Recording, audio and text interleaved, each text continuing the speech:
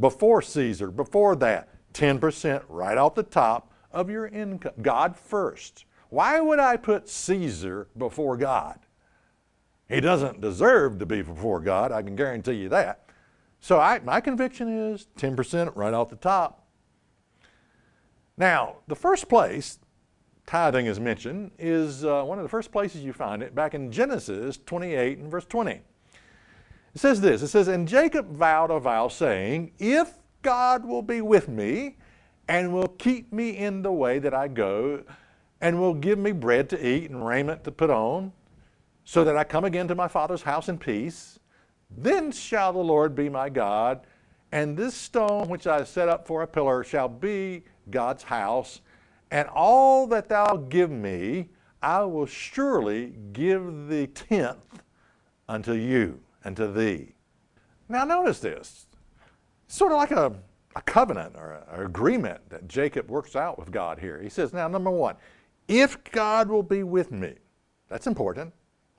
If he will keep me in the way, number two, sort of like an internal GPS, keep my feet in the way, in the path that I should go. Number three, if God will give me food and clothing, and hopefully a shelter over my head. If I return in peace to my Father's house, peace is something that we all want, I will surely give the tithe, 10% to you. Again, it almost sounds like an agreement, a covenant that Jacob makes. You know, one of the ways that we say to God, God, thank you, is by tithing. It really is. Just, Lord, I mean, how do you say, God, you know, is it enough just to say, thank you, Lord?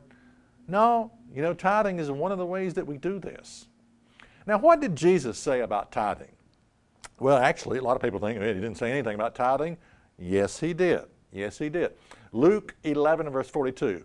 "But woe unto you Pharisees, for you tithe mint and rue and all manner of herbs, and pass over judgment and the love of God. These ought you have done, and not leave the other undone." In other words, what he's saying is, you know, you should tithe.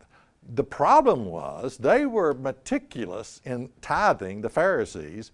You know, they would tithe, 100 little mint bush, little leaves off a mint bush, and then they'd take 100 and they'd separate 10 for God, 10 for God. But they passed over judgment and the love of God. And Jesus comes along and says, look, yes, these ought you have done. You should have tithed, but not left out judgment and the love of God. So what did Jesus say about tithing? And he said you should do it. Absolutely.